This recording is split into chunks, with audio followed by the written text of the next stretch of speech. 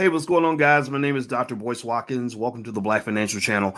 I want to talk to you about Wall Street Bets and the fact that Netflix has announced that they are about to make a movie about what happened this week. I mean, that's pretty fast. So Netflix and some other film production companies have already jumped in on this really fascinating story about what just happened on Wall Street with this, what they're calling the Reddit rebellion, which involved a forum on Reddit called Wall Street Bets and their decision to go after a company called GameStop in what reminded me a lot of the hostile takeover era in the 1980s. And I'm going to break this down for you and let you know what's going on the Black Financial Channel. So get comfortable, hit the thumbs up button. We're going to get started right now.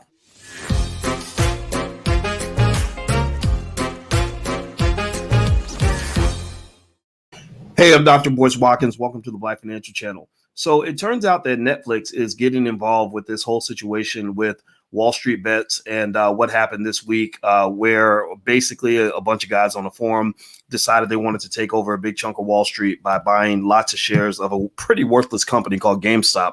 And basically, the Wall Street Journal says that Netflix wants to make a movie about it. So I'm going to read some of this to you and just give you a little bit of my commentary on it. As a finance professor, I find this really fascinating because what I saw in terms of the energy behind this movement, a lot of it looked a lot like the robber baron hostile takeover era of the 1980s. So according to the Wall Street Journal, the ending hasn't been written yet, but Hollywood is moving to quickly bring the story of GameStop to the screen. Separate projects at Netflix and Metro-Goldwyn-Mayer are already in development about the past week on Wall Street, in which an investing focus group on a Reddit message board banded together to boost the share prices of struggling companies such as GameStop and AMC Entertainment Holdings, Inc., in the process crippling the hedge funds that had bet against them.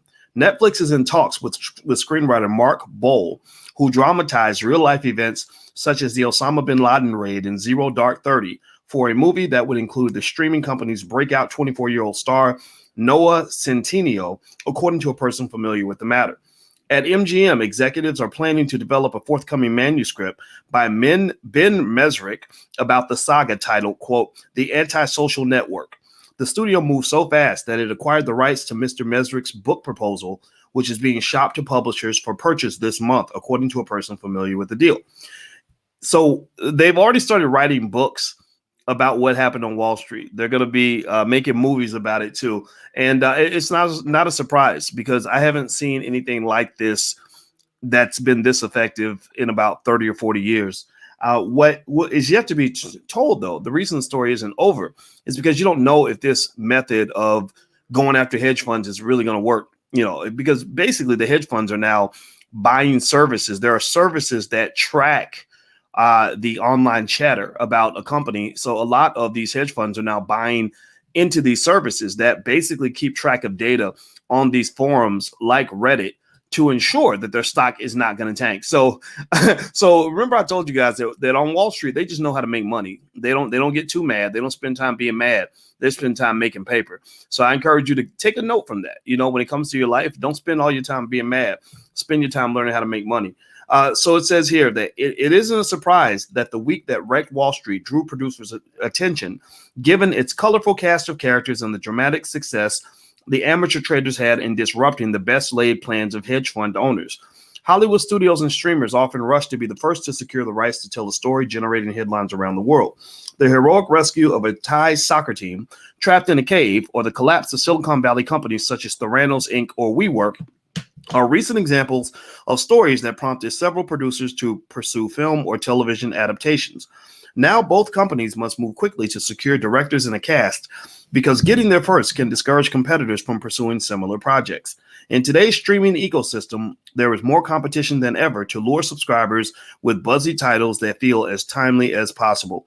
Two of Mr. Mesrick's previous books about real-life events have been adapted into films, 21 and The Social Network, which was produced by Michael DeLucia, chairman of MGM's Motion Pictures Group.